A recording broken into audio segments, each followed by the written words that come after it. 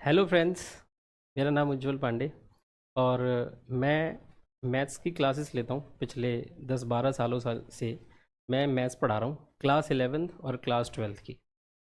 अब मैं यहाँ पे आज आया हूँ क्लास 12th की मैथ्स को लेके। और क्लास 12th की मैथ्स का एक बहुत ही इंपॉर्टेंट टॉपिक है प्रोबेबिलिटी। वैसे तो ये बिल्कुल लास्ट चैप्टर है, बिल्कुल एंड में आ रहा है, लेकिन ये बहुत अच्छे खासे मार्क्स आपको दे के जाता है। और प्रोबेबिलिटी में बहुत बच्चों को प्रॉब्लम हो रही है। सबसे ज़्यादा इस टाइम डर लगा हुआ है प्रोबेबिलिटी को लेके। और प्रोबेबिलिटी में पंगा ये होता है ना, इसमें वर्ड प्रॉब्लम्स आ रही है बच्चों। और वर्ड प्रॉब्लम से सब बच्चे घबराए हुए हैं। मैथ्स में क्या सोचता है बच्चा कि फॉर्मूला है, इक्वेशंस है, सॉल्व करना है। ये चीज़ें कहाँ से आएगी? इसमें स्टेटमेंट आ रही है, 4-4 5-5 लाइनों की, पढ़ना पड़ रहा है। तो यहाँ पे बच्चों को आ रही है प्रॉब्लम। लेकिन मैं आपके लिए एकदम बहुत बेस्ट सॉल्यूशन लेके आया हूँ इस प्रोबेबिलिटी का। आपको पिछले ये अभी आने वाले आधे घंटे के अंदर आपको ये रियलाइज़ हो जाएगा कि प्रोबेबिलिटी कितना सिंपल टॉपिक है और कितने आसान लैंग्वेज में सर ने हमें समझा दी। सारा आपका प्रोबेबिलिटी का डर खत्म हो जाएगा अभी आने वाले आधे घंटे में। हम स्टेप बाय सारे एक्सरसाइज करेंगे। एक्सरसाइज 1 2 3 जितनी भी एक्सरसाइज हमारे एनसीईआरटी में है, या हम एक्स्ट्रा भी क्वेश्चंस करेंगे। और क्योंकि हमारा सबसे पहला टॉपिक आता है कंडीशनल प्रोबेबिलिटी, तो हम उसी से स्टार्ट करने जा रहे हैं आज की क्लास, कंडीशनल प्रोबेबिलिटी से। ठीक है, तो फर्स्ट टॉपिक है कंडीशनल प्रोबेबिलिटी।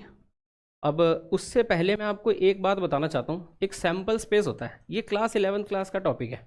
11th क्लास में ये सिलेबस से अब डिलीट हो चुका है, तो हो सकता है कि बच्चों को ना पता हो, लेकिन हमें पता करना पड़ेगा कि सैम्पल स्पेस क्या होता है। सैम्पल स्पेस के बारे में मैं आपको 1 मिनट के अंदर समझा देता हूँ। सैम्पल स्पेस क्या है? सैम्पल स्पेस क्या होता है बच्चों? सैम्पल स्पेस को बताया गया है कि set of all possible outcomes of an experiment. ये डेफिनेशन है इसकी, set of all possible outcomes. देखो ये चीज़ मैं लिख के नहीं लेके आऊँ पहले से, तो मेरे को समझाना पड़ेगा। हम बात कर रहे हैं कंडीशनल प्रोबेबिलिटी की, तो हम इसको डिस्कस करेंगे, लेकिन ये चीज़ आपको पता होनी चाहिए सैम्पल स्पेस क्या होता है, उसके बाद हम आगे बढ़ पाएंगे। Set of all possible outcomes of an experiment, outcomes of an experiment. ठीक है, किसी भी एक्सपेरिमेंट के जो भी पॉसिबल आउटकम्स हैं उसका एक सेट, उसको हम सैम्पल स्पेस कहते हैं। अब एक और एग्जांपल लेते हैं, फिर उससे ये बात क्लियर हो जाएगी। जैसे मान लो आप कि एक कॉइन को टॉस कर रहे हो। एक कॉइन के कितने फेस होते हैं? 2 फेस होते हैं, एक हेड एक टेल। तो आपने एक टॉस किया, उसको एक हेड आया और एक ये देखो टेल आया। बस यही 2 आउटकम्स होते हैं उस पर। तो जब आपने सारे पॉसिबल आउटकम्स लिख दिए, उसी को हम सैम्पल स्पेस कहते हैं। ऐसे से हम इसको रिप्रेजेंट करते हैं। मुझे लगता है सैम्पल स्पेस के बारे में समझ में आ गया।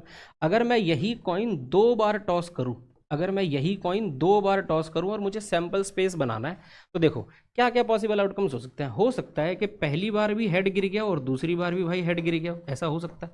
ऐसा हो सकता है कि पहली बार हेड गिरा और दूसरी बार टेल गिरा हो। ऐसा हो सकता है कि पहली बार टेल गिरा और दूसरी बार हेड। और हो सकता है ना कि दोनों बार टेल गिर गया हो। तो जो भी पॉसिबल आउटकम्स हैं सारे लिख दिए मैंने। और जैसे ही सारे पॉसिबल आउटकम्स लिख दिए, उससे एक सेट बन गया। उसी सेट का नाम है सैम्पल स्पेस। तो मैंने लिखा set of all possible outcomes of an experiment is called sample space. ठीक है, मुझे लगता है सैम्पल स्पेस वाली बात समझ में आ गई। तो सैम्पल स्पेस अगर आपको देखना है, नोट कर लेना है यहाँ से। मैं फिलहाल इसको इरेज कर देता हूँ, क्योंकि हमारा मेन मोटिव ये नहीं है। हमारा मोटिव है कंडीशनल प्रोबेबिलिटी। तो आओ इस पे आते हैं, कंडीशनल प्रोबेबिलिटी क्या है। डेफिनेशन ये है कि let A and B are 2 events associated with sample random experiment. वही है ये, वो सम कोई रैंडम एक्सपेरिमेंट, कोई एक्सपेरिमेंट किया हमने, कोई इनको टॉस करने का हो या डाई को रोल करने का हो, कोई भी रैंडम एक्सपेरिमेंट हमने किया और उससे हमने 2 इवेंट निकाले। एक इवेंट ए निकाला, एक इवेंट बी निकाला। ठीक है, अब क्या था? Probability of occurrence of event A under the condition that event B has already occurred. इस चीज को आप समझना, एक बार 2 बार ये लाइन पढ़ लेना। इसमें लिखा है probability of occurrence of event A, event A का होना। अकरेंस मतलब होना या पाया जाना। Probability of occurrence of event A under the condition event B has already occurred. ये इवेंट बी जो है ये पहले ही हो चुका है, और उसके कंडीशन में, उसके रिस्पेक्ट में हम इवेंट ए की प्रोबेबिलिटी निकाल रहे हैं। इसको हम कहते हैं कंडीशनल प्रोबेबिलिटी। ठीक है बच्चों, और इसको डिनोट किया जाता है। देखो ये डिनोट करने का तरीका है, इसको डिनोट किया जाता है इसको डिनोट किया जाता है probability of A under the condition B से। ये रिप्रेजेंट करने का तरीका है। आप इसको ऐसे भी बुक्स में देखोगे या एग्जाम में ऐसे भी देख सकते हो। एग्जाम में लिखा हुआ आ सकता है कि probability of A divide by B. जैसे देखो डिवाइड वाला साइन ये भी होता है, डिवाइड वाला साइन ये भी होता है। बुक्स में डिवाइड वाला साइन ऐसे मिलेगा, एग्जाम में ऐसा भी लिखा हुआ आ सकता है। तैयार रहना इस चीज़ के लिए, ठीक है। अब इसको डिफाइन कैसे किया है बच्चों, देखो ये तो डिनोट किया है, मैं कह रहा हूँ कि इसको डिफाइन कैसे किया है। इट इज डिफाइंड बाय, इसको डिफाइन कैसे किया गया। फॉर्मूला जो है इसका वो क्या है, फॉर्मूला है कंडीशनल प्रोबेबिलिटी का, probability of A under the condition B is equals to probability of A intersection B divide by probability of B, divide by probability of B, provided that B की probability zero नहीं होनी चाहिए, जो event B है उसकी probability zero नहीं होनी चाहिए। तो ये हमारा फॉर्मूला है, इसी फॉर्मूले के ऊपर बेस्ड हम सारे क्वेश्चंस करने वाले हैं, ठीक है।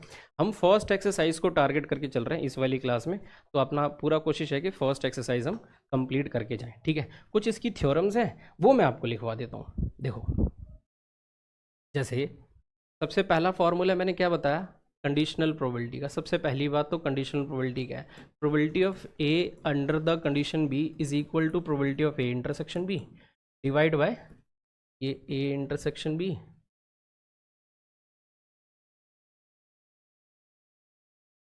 Probability of A intersection B divide by probability of B, ठीक है। अब इसके ऊपर बेस्ड कुछ फॉर्मूले और हैं, कुछ थ्योरम छोटी छोटी सी और हैं, वो देख लो। जैसे प्रोबेबिलिटी ऑफ, ये पूछ लेगा कि ए नॉट, देखो बुक्स में ये है ना, हम एक्सरसाइज में ये वाला फॉर्मूला सॉल्व करने जा रहे हैं। एग्जाम्स में देखो तुम्हें ये मिल जाएगा, एग्जाम्स में ये आ जाएगा A not under the condition B. तो इसका फॉर्मूला है, जैसे ए की प्रोबेबिलिटी ये है तो ए नॉट की प्रोबेबिलिटी क्या होगी, 1 minus probability of A under the condition B, ठीक है। अब A under the condition B का फॉर्मूला यहाँ से आपने कॉपी कर देना है, ठीक है। थर्ड पॉइंट क्या है, प्रोबेबिलिटी ऑफ सैंपल स्पेस भी मांग सकता है, probability of sample space under the condition B बताओ, probability of sample space under the condition B. तो इसका फॉर्मूला है probability of sample space intersection B divided by probability of B. अब एक बात बताओ भी, सैंपल स्पेस का और बी का इंटरसेक्शन करोगे तो क्या आंसर आएगा। सैंपल स्पेस में और बी में कॉमन क्या है, बी ही तो है, तो probability of B divide by probability of B, cancel out कर दो, ये आंसर आ गया 1, ठीक है। अब क्वेश्चन ये भी आ सकता है probability of B under the condition B, probability of B under the condition B भी आ सकता है। तो इसका आंसर हो जाता है बच्चों 1, क्योंकि probability of B intersection B भी 1 ही होएगा, ठीक है। ये नोट कर लेते हैं। अब आ जाओ हम एक्सरसाइज पे चलते हैं, ठीक है। एक्सरसाइज पे चलते हैं, ये हमारी एक्सरसाइज है 13.1, हमारी एक्सरसाइज है ये 13.1 फर्स्ट एक्सरसाइज, और एक एक करके हम इसको सॉल्व कर, हमारी एनसीईआरटी की फर्स्ट एक्सरसाइज है, ठीक है। तो बच्चों हमने 13.1 एक्सरसाइज स्टार्ट करनी है, जो फर्स्ट एक्सरसाइज है अपनी एनसीईआरटी में, ठीक है। हम एनसीईआरटी को ही टारगेट करके चल रहे हैं। क्वेश्चन क्या कह रहा है, given that E and F are events such that E की प्रोबेबिलिटी की वैल्यू दे रखी है 0.6, एफ की प्रोबेबिलिटी की वैल्यू दे रखी है 0.3 और ई इंटरसेक्शन एफ की प्रोबेबिलिटी दे रखी है 0.2। आपसे कह रहा है प्रोबेबिलिटी बताओ ई अंडर द कंडीशन एफ की और प्रोबेबिलिटी बताओ एफ अंडर द कंडीशन ई की। दोनों प्रोबेबिलिटी मांग रहा है, दोनों कंडीशन प्रोबेबिलिटी है। तो पहले वाले को देखो आप, जो फर्स्ट है उसको देखो, कहता प्रोबेबिलिटी बतानी है ई अंडर द कंडीशन एफ की। क्या फॉर्मूला बताया मैंने इसका, कंडीशनल प्रोबेबिलिटी का फॉर्मूला क्या है, ई intersection F divided by probability of F. बच्चों अब देख लो वैल्यूज दे रखी है क्वेश्चन में, पुट करना है और सॉल्व करना है। ई इंटरसेक्शन एफ की वैल्यू कितनी दे रखी है, 0.2, देख लो 0.2 दे रखा है, और एफ की प्रोबेबिलिटी कितनी दे रखी है 0.3। डेसिमल के बाद एक डिजिट, डेसिमल के बाद एक डिजिट, डेसिमल उड़ा दो 2/3 आंसर आ गया इसका, है ना। अब इसके बाद सेकंड पार्ट क्या बोला हुआ है, इसी का सेकंड पार्ट जो है कहता प्रोबेबिलिटी बताओ एफ अंडर द कंडीशन ई की, ठीक है। फॉर्मूला क्या लगेगा, probability of F intersection E divided by मेरे भाई प्रोबेबिलिटी ऑफ ई। तो भाई बताओ probability of F intersection E क्या होगा।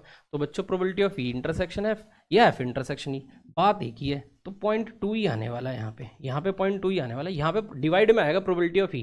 देखो यहाँ से देख लो आप, प्रोबेबिलिटी ऑफ इवेंट ई कितना है, प्रोबेबिलिटी ऑफ इवेंट ई कितना है 0.6 है, तो यहाँ लगाओ 0.6, फिर वही डेसिमल के बाद एक डिजिट काट दो, डेसिमल उड़ा दो, 2/6, 2/6, 1/3, ये आपका आंसर आ गया। ठीक है, समझ में आई बात। ये सिर्फ फॉर्मूला लगाना सिखा रहा हूँ मैं यहाँ पे। ठीक है, नेक्स्ट क्वेश्चन पे चलते हैं, सिर्फ फॉर्मूला अप्लाई करना है।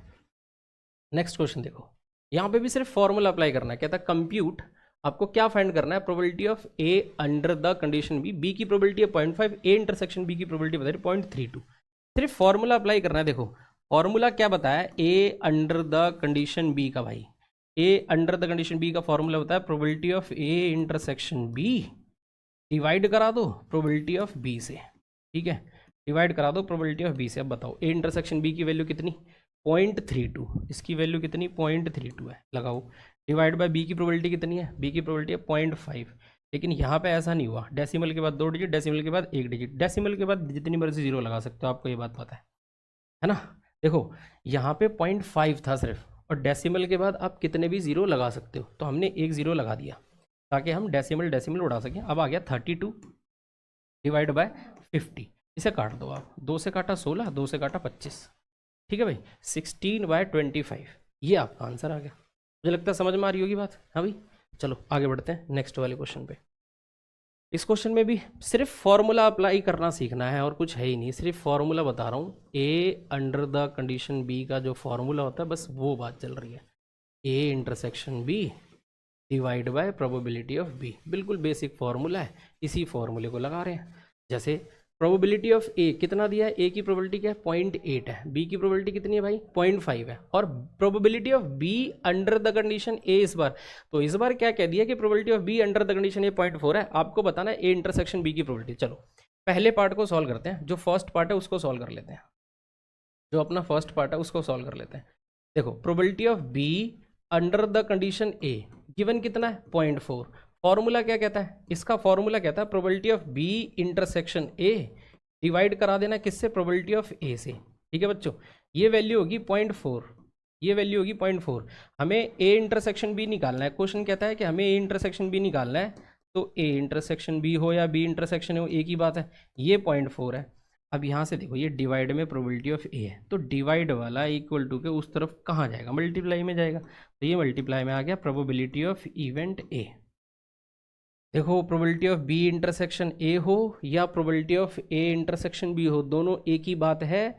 तो इसको मैंने नेक्स्ट स्टेप में देखो क्या लिख दिया, ए इंटरसेक्शन बी लिख दिया। अब यहाँ पे 0.4 है, 0.4 है, मल्टीप्लाई बाय प्रोबेबिलिटी ऑफ ए, तो ज़रा देखना प्रोबेबिलिटी ऑफ ए कितना है 0.8 है, 0.8 है, तो 8 4s आर 32, तो 0.32 ये प्रोबेबिलिटी होगी, 0.32 ये प्रोबेबिलिटी होगी फर्स्ट वाले पार्ट की।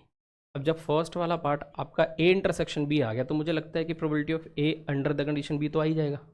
जैसे फर्स्ट ए इंटरसेक्शन बी आ गया, तो ये बताओ A under the condition B आ नहीं जाएगा। चलो हम इसका सेकंड पार्ट भी सॉल्व करके देख लेते हैं, मैं इसको इरेज कर देता हूँ, ठीक है, आप पॉज करके नोट डाउन कर लेना। जैसे सेकंड पार्ट की बात करते हैं, सेकंड पार्ट में हमें ये ध्यान रखना है कि हमारा प्रोबेबिलिटी ऑफ, ये लिख देता हूँ मैं यहाँ पे, कि हमारा probability of A intersection B कितना आ चुका है 0.32। अब बताओ इसका फॉर्मूला क्या है, probability of A intersection B divide by probability of B. ठीक है बच्चों, ठीक है, ये समझ में आ रही बात। इसकी वैल्यू कितनी दे दी 0.32, इसकी वैल्यू 0.32 है, डिवाइड करा दो प्रोबेबिलिटी ऑफ बी से, कहीं दिया probability of B, probability of B दिया है 0.5, तो यहाँ लगाओ पॉइंट, यहाँ लगाओ 5, फिर वही बात आ गई, डेसिमल के बाद 2 डिजिट, डेसिमल के बाद 1 डिजिट, एक जीरो बढ़ा दो, है ना, डेसिमल के बाद जितनी मर्जी जीरो बढ़ सकती है, बढ़ा दी भाई हमने। डेसिमल के बाद 2 डिजिट, डेसिमल के बाद 2 डिजिट काट दो, 32/50, ठीक है, 32/50 काट पीट दो, इसको छोटा कर दो, 2 से 16, 2 से 25, फिर वही आंसर आ गया 16/25 है, दिख रहा है। चलो आगे बढ़ते हैं, ये बात आ गई, ये 11th क्लास वाला कॉन्सेप्ट लग गया यहाँ पे ए यूनियन बी की प्रोबेबिलिटी का। अब ए यूनियन बी की प्रोबेबिलिटी का फॉर्मूला देख लो जरा क्या होता है। इसका फॉर्मूला होता है probability of event A plus probability of event B और minus probability of A intersection B. ठीक है, थोड़ा सा ये फॉर्मूला लर्न कर लेना पहले, ये फॉर्मूला याद रख लेना, फिर हो जाएगा। प्रोबेबिलिटी ऑफ ए कितना दे रखा है, प्रोबेबिलिटी ऑफ ए कितना दे रखा है भाई 0.8।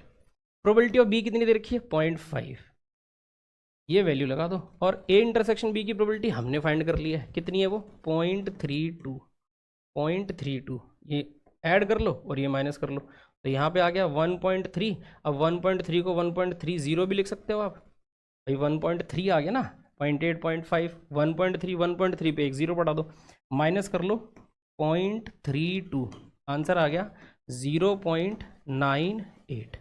ठीक है, ये आंसर आ गया भाई, समझ आ रही है बात। चलो ये हो गया हमारा third question, question number 3। Next question पे चलते हैं, देख लो क्या बोल रहा है। Probability of A union B evaluate करो, आपको इवेल्युएट करना है, आपको वैल्यू निकालनी है probability of A union B की। इवेल्युएट करो ए यूनियन बी की प्रोबेबिलिटी बताओ, फिर वही फॉर्मूला लगाऊंगा मैं अभी पिछले वाला। गिवन क्या, twice of probability of A is equal to probability of B that is equals to 5/3। देखो क्या गिवन है, क्वेश्चन में गिवन क्या है ये बात लिख देता हूँ मैं। क्वेश्चन में दिया क्या हुआ है, क्वेश्चन में दिया हुआ भाई 2 times of twice of probability of A is equals to probability of B and that is equals to 5/13। Separate कर लो, एक बार क्या करो, ये वाली प्रोबेबिलिटी ये वाली वैल्यू 5/13 के इक्वल करा दो। इसका मतलब क्या है कि 2 टाइम्स ऑफ प्रोबेबिलिटी ऑफ ए भी 5/13 के इक्वल है और प्रोबेबिलिटी ऑफ बी भी 5/13 के इक्वल है। भाई दोनों इक्वल ही है ना। देखो मैंने लिखा twice of probability of A is equal to कितना 5/13, 5/13 तो प्रोबेबिलिटी ऑफ ए कितना आ गया, मल्टीप्लाई वाला 2 कहाँ जाएगा, मल्टीप्लाई वाला 2 डिवाइड में जाएगा, तो ये वैल्यू आ गई 5/26, 13 दूनी 26। ठीक है, ये बात हो गई। अब देखो प्रोबेबिलिटी ऑफ बी कितना है, तो प्रोबेबिलिटी ऑफ बी भी क्या बताओगे, प्रोबेबिलिटी ऑफ बी बताओगे 5/13, यही तो बताओगे। अब क्या पूछ रहा है वो, और कह रहा है कि probability of A under the condition B, probability of A under the condition B की वैल्यू 2/5 है। यहाँ फॉर्मूला अप्लाई कर देते हैं, probability of A intersection B divided by probability of B वाला, ये फॉर्मूला अप्लाई कर देते हैं, दैट इज इक्वल्स टू 2/5। हमें इसमें पता नहीं क्या, हमें क्या नहीं पता इसके अंदर, ये देख लेते हैं। हमें इसमें ए इंटरसेक्शन बी नहीं पता, हमें इसमें ए इंटरसेक्शन बी नहीं पता, हमें प्रोबेबिलिटी ऑफ बी पता है, वो लगा देते हैं यहाँ पे 5/3 और इधर भेज देंगे। देखो ये यहाँ लगा दो 5/13, वैल्यू है ना पीबी की वैल्यू यहाँ लगा दी, 2/5 हो गया, इसको इधर भेज दो आप। तो नेक्स्ट स्टेप में देखो probability of A intersection B equal हो गया बच्चों 2/5 मल्टीप्लाई बाय 5/13, 5 ने 5 काट दिया, 2/13 आ गया, ये वैल्यू आ गई ए इंटरसेक्शन बी की। अब क्वेश्चन में क्या बोलता है, क्वेश्चन बोलता है प्रोबेबिलिटी ए यूनियन बी बताओ, तो probability of A union B, इसको मैं यहाँ सॉल्व कर दूँ बच्चों। देखो हमसे क्या कह रहा था, probability of A union B बताओ, probability of A union B, क्या फॉर्मूला है उसका, P A plus P B minus P A intersection B. अब ज़रा देख लेते हैं कि क्या क्या वैल्यूज़ आई थी। जैसे प्रोबेबिलिटी ऑफ ए कितना आता 5/26, प्रोबेबिलिटी ऑफ बी कितना आता 5/13, तो 5/26, 5 डिवाइड बाय 26, इसकी वैल्यू आ रही थी 5/13 माइनस ए इंटरसेक्शन बी देख लेते हैं, ए इंटरसेक्शन बी 2/13 आ रहा था, 2 डिवाइड बाय 13। ठीक है, अब इसका एलसीएम ले लो, सॉल्व कर लो, तो ये आ गया तुम्हारा 26 भाई, ये आ गया 5, ये आ गया 10 माइनस ये आ गया 4। ठीक है भाई, 15 माइनस 4 11 डिवाइड बाय 26, 15 माइनस 4 11/26, ये वैल्यू मांग रहा था क्वेश्चन में, ये वैल्यू मांग रहा था ए यूनियन बी की वैल्यू बताओ। समझ आ रही है बात है, ठीक है। चलो आगे बढ़ते हैं, नेक्स्ट क्वेश्चन पे आ जाते हैं, क्वेश्चन नंबर 5। फिर वही सब बातें चल रही हैं। प्रोबेबिलिटी ऑफ ए कितना दिया है 6/11, प्रोबेबिलिटी ऑफ बी कितना दिया है 5/11, probability of A union B दिया हुआ है 7/11। आपसे कह रहा है प्रोबेबिलिटी ए इंटरसेक्शन बी बताओ। ठीक है, तो जो जो इन्फॉर्मेशन दे रखी है वो लिख लेते हैं एक बार। पेन का कलर चेंज कर लें तो ब्लैक कर लेते हैं ना। आओ देखो भाई क्या दिया हुआ हमें, भाई ये सारी इन्फॉर्मेशन इधर लिख देता हूँ। क्या क्या गिवन है, प्रोबेबिलिटी ऑफ ए गिवन है हमें, प्रोबेबिलिटी ऑफ ए गिवन है 6/11, प्रोबेबिलिटी ऑफ बी गिवन है हमें 5/11 है ना, ए की प्रोबेबिलिटी है, बी की प्रोबेबिलिटी, और ए यूनियन बी की भी प्रोबेबिलिटी गिवन है। Probability of A union B ये कितना है, 7/11 है। ए यूनियन बी का फॉर्मूला क्या होता है, अभी प्रीवियस 2 क्वेश्चन से यही चल रहा है, ए यूनियन बी का फॉर्मूला। तो ए यूनियन बी का फॉर्मूला याद कर लो, क्या होता है, P A plus P B, P A plus P B minus करा दो भाई इसमें से पी ए इंटरसेक्शन बी, है ना, इज इक्वल्स टू 7/11। ये आ गई वैल्यू।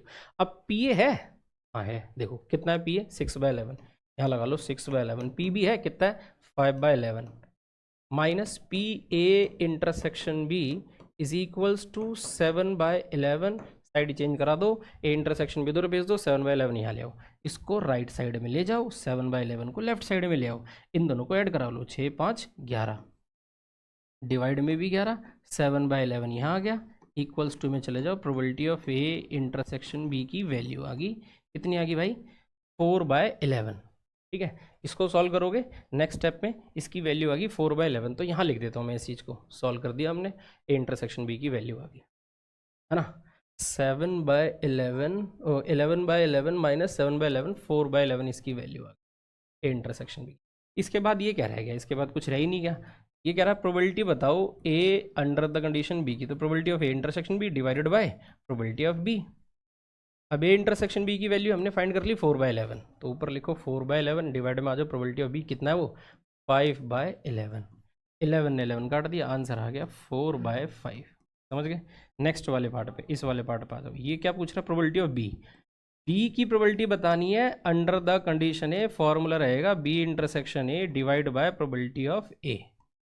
अभी तो भाई बी इंटरसेक्शन ए कितना, तो जो ए इंटरसेक्शन बी वही बी इंटरसेक्शन है, तो ये 4/11, ये आ गया 4/11। ठीक है, डिवाइड करा देंगे प्रोबेबिलिटी ऑफ ए से, डिवाइड बाय प्रोबेबिलिटी ऑफ ए। तो ए की प्रोबेबिलिटी कितनी है भाई बच्चों, ए की प्रोबेबिलिटी है 6/11, 6 में 11 आ जाओ, 11 ने 11 काट दिया, आंसर आ गया 4/6, काट पीट दो, छोटा कर दो, 2/3 आंसर आ गया। तो ये आंसर भी हो गया आपका फर्स्ट पार्ट, जिसमें पूछ रहा था probability of A under the condition B, है ना, वो हमने यहाँ से सॉल्व किया, ए यूनियन बी से सॉल्व किया। सेकंड पार्ट में आपसे पूछता है कि प्रोबेबिलिटी ऑफ ए बताओ अंडर द कंडीशन बी, ये हमने फॉर्मूले से लगा दिया, और probability of B under the condition है। समझ आ गई बात, अब बच्चों समझ आ रहा है। नेक्स्ट क्वेश्चन देखते हैं। नेक्स्ट क्वेश्चन में क्या कहता है, डिटरमाइन, आपको वैल्यू निकालनी है, आपको वैल्यू निकालनी है probability of E under the condition F की, इन एक्सरसाइज 6 to 9 सभी क्वेश्चंस में, 6 में 7 में 8 में 9 में, सब में क्या फाइंड करना है, probability of E under the condition F, ये फाइंड करना है। अब हर क्वेश्चन में ना एक्सपेरिमेंट अलग हो रहा है, हर क्वेश्चन में यहाँ पे सीधी सीधी वैल्यू दे नहीं रखी है, यहाँ पे हमें एक्सपेरिमेंट दिया, एक्सपेरिमेंट से हमें इवेंट खुद बनाना है, इवेंट ई खुद बनाना है, एफ खुद बनाना है, ठीक है, और उसके बाद ई अंडर द कंडीशन एफ लिखना है। ठीक है बच्चों, तो देखो, एक कॉइन इज टॉस्ड 3 टाइम्स, एक कॉइन को एक बार टॉस नहीं करा, 2 बार नहीं करा, 3 बार टॉस करा, तो कॉइन के कितने फेस होते हैं, कॉइन के कितने फेस है भाई, 2 फेस है, और कितनी बार टॉस कर रहे हो तो उसकी पावर पे लगा दो, 2 की पावर 3, 8 टोटल आउटकम्स बनेंगे। तो पहले एक बार सारे आउटकम्स लिख लेते हैं हम कि कितने आउटकम्स बनेंगे, कौन कौन से बनेंगे। अब उसमें से इन्होंने कुछ इवेंट्स बनाए, जैसे फर्स्ट पार्ट में इवेंट ई बनाया head on third toss, event F बनाया हेड ऑन फर्स्ट 2 टॉसेस। ठीक है, तो इसको हम सॉल्व करते हैं, किसी दूसरे पेज पे ले लेते हैं।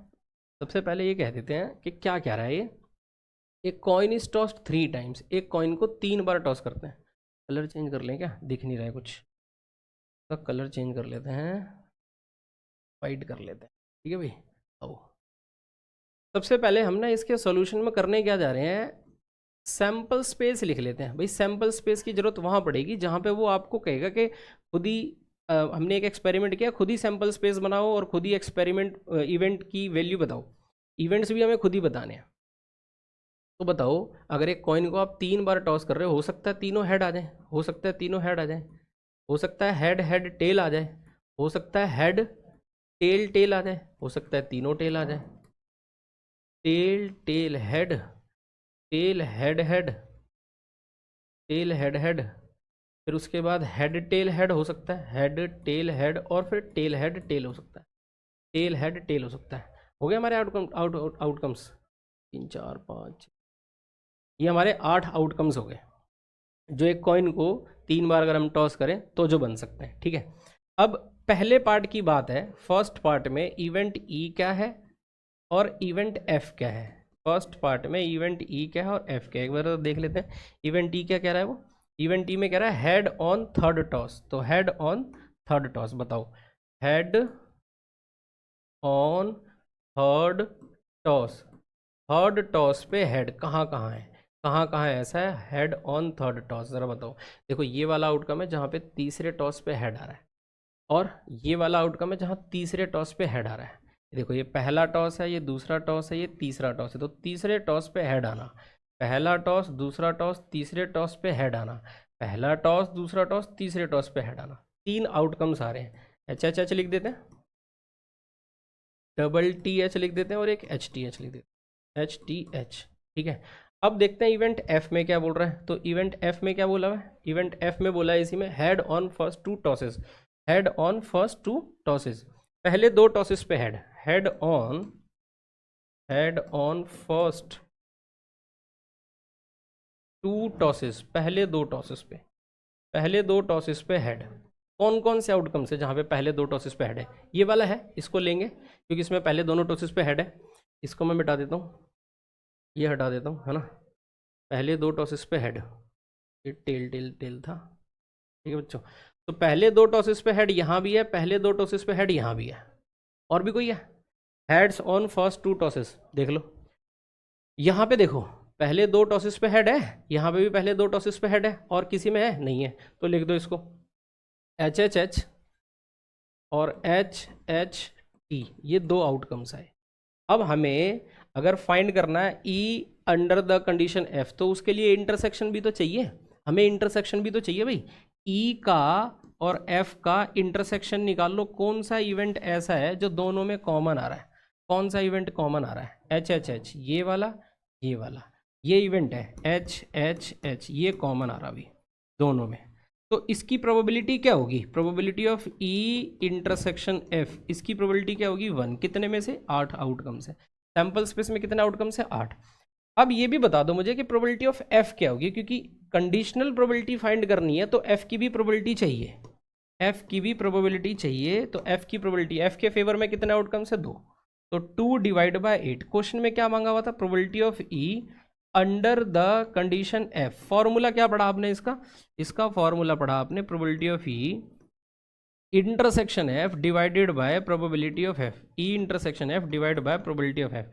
अब भाई इंटरसेक्शन एफ कितना है 1 by divide by 2 by, cancel कर दो, आंसर आ गया आपका 1/2, ये आपका आंसर आ गया। देखो 1/2 पर आएगा, डिवाइड कराओगे 2/8 से, 8 से 8 कैंसिल हो गया, 1/2 आंसर आ गया।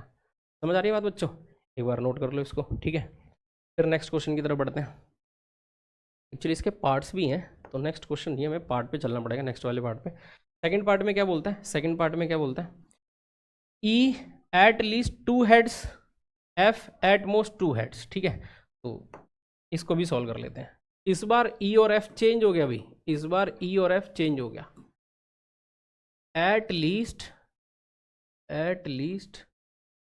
1 क्या कहता है, eight least 2 heads, eight least 2 heads, eight least 2 heads, eight least 2 heads. ठीक है, तो इसके फेवर में कौन कौन से आउटकम्स आएंगे,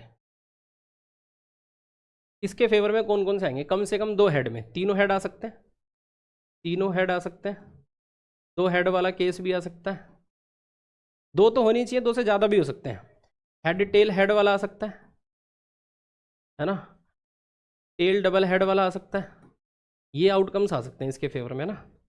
देख लो जो हमने सैम्पल स्पेस बनाया था,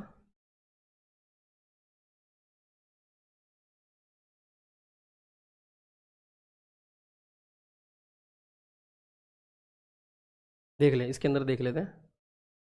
एटलीस्ट 2 हेड्स, कम से कम 2 हेड, तो कम से कम 2 हेड वाला एक ये केस है, एक ये केस है, कम से कम 2 हेड वाला एक ये केस है और एक ये केस है, टोटल कितने केस हो गए, 4 केसेस हो गए। ठीक है, आ जाओ वापस इसी पे आ जाओ।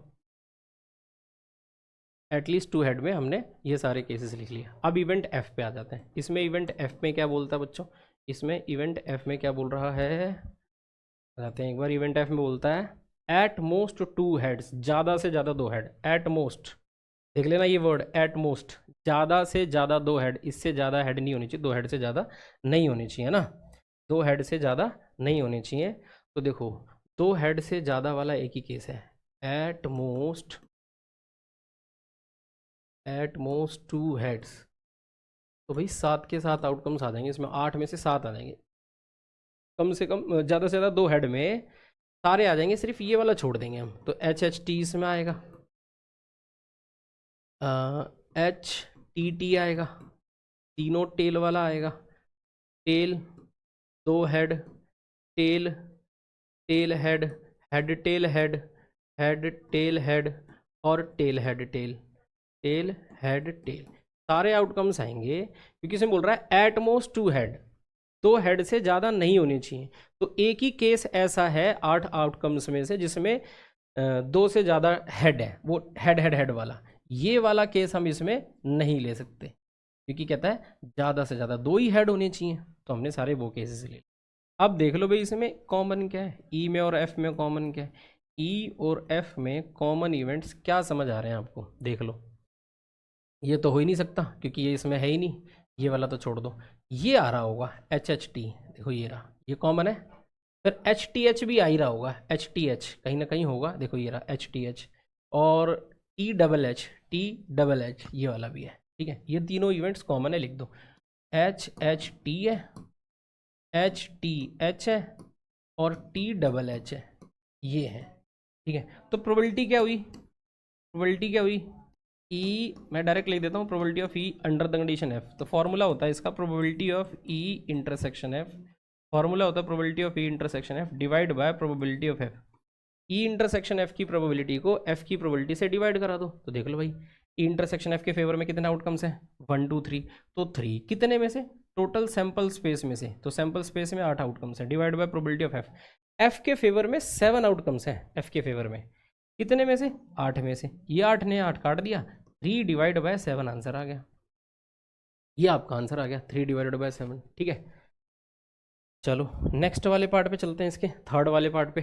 एट मोस्ट 2 टेल्स या at least 1 tail. Event E में क्या बोलता है, एट मोस्ट ज़्यादा से ज़्यादा 2 टेल, और इवेंट एफ में क्या बोलता है, एट लीस्ट 1 टेल, ठीक है। इसको मैं यहीं लिख देता हूँ। देखो इवेंट ई क्या है और इवेंट एफ क्या है। इवेंट ई में क्या बोला जा रहा है, एट मोस्ट 2 टेल, ज़्यादा से ज़्यादा 2 टेल होनी चाहिए, 2 टेल से ज़्यादा ना हो, 2 टेल से कम हो सकते हैं, 2 टेल से कम हो सकते हैं। 2 टेल से कम कौन कौन से केसेस में है, एक बार ज़रा दिखा दूँ मैं आपको सैम्पल स्पेस में। ये हमने लिखा हुआ है 2 टेल से कम वाले केसेस कौन कौन से, और अब कर देते हैं।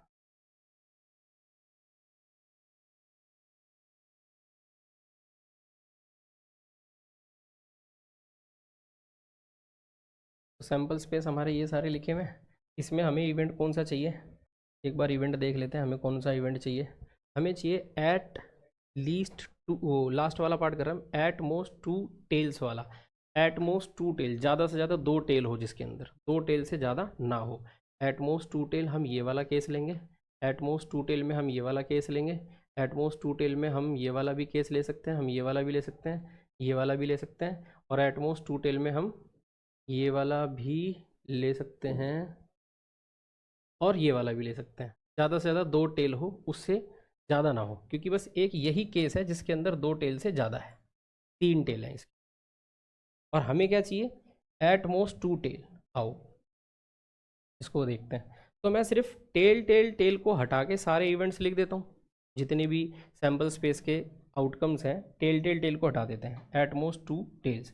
तो तीनों हेड, तीनों हेड वाला केस आ ही जाएगा, तीनों हेड वाला केस आ जाएगा, head head head, head head tell वाला आ जाएगा, हेड टेल टेल वाला आ जाएगा, टेल टेल हेड वाला आ जाएगा, टेल हेड हेड वाला आ जाएगा।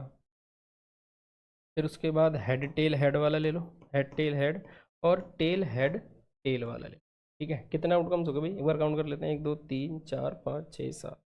एट मोस्ट 2 टेल्स, ज़्यादा से ज़्यादा 2 टेल्स। अब इवेंट एफ पे आ जाते हैं, इवेंट एफ पे।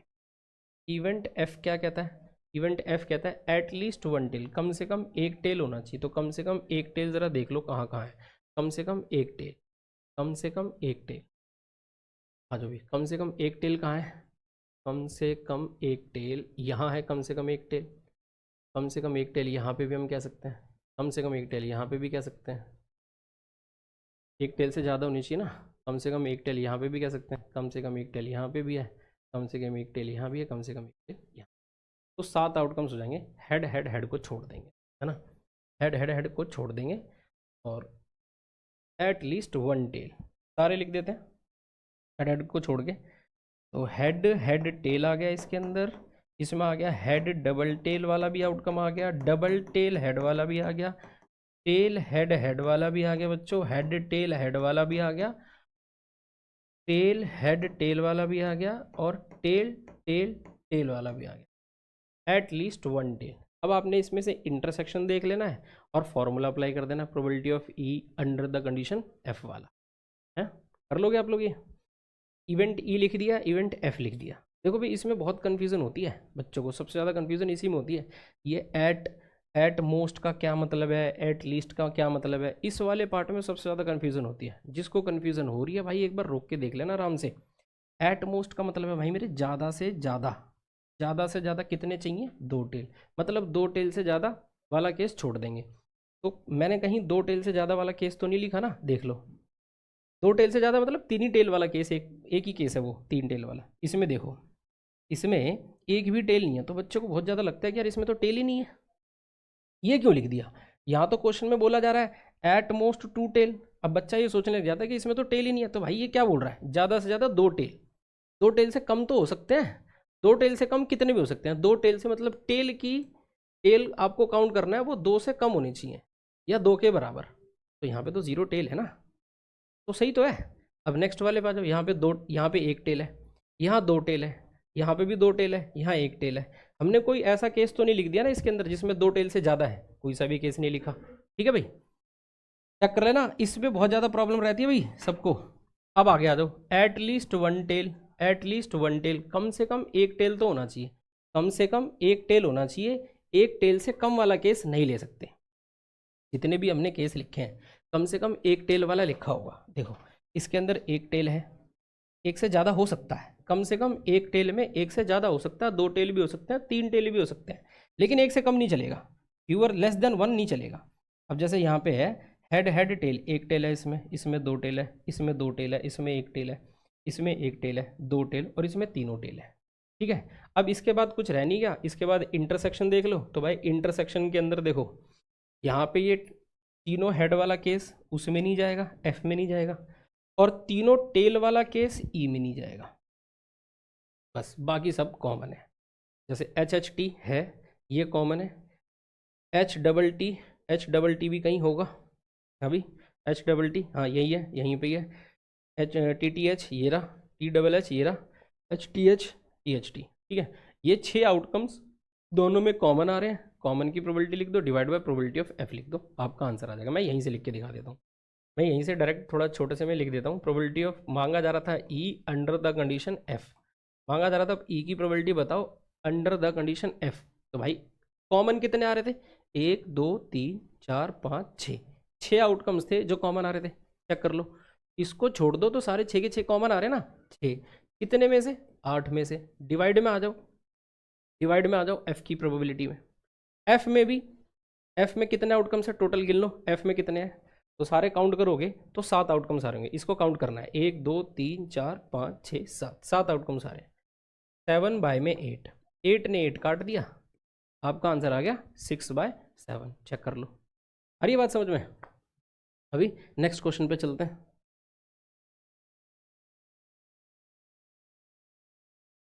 6 हो गया हमारा, नेक्स्ट क्वेश्चन पे चलते हैं, 7th पे।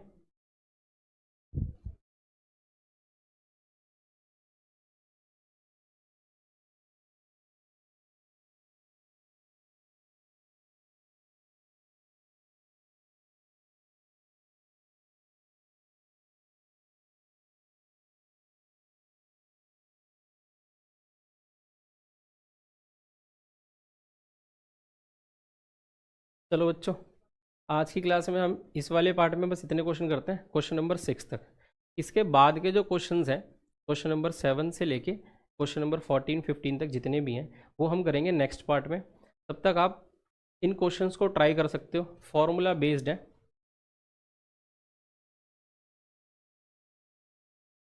सारे फार्मूला बेस्ड हैं, आप ट्राई कर सकते हो। बाकी जो क्वेश्चंस हैं question number 7 to question number 14 15 तक सारे क्वेश्चन ट्राई कर सकते हो। तब तक के लिए सेकंड पार्ट तक के लिए, जब तक सेकंड पार्ट नहीं आता तब तक के लिए bye bye, thank you for watching.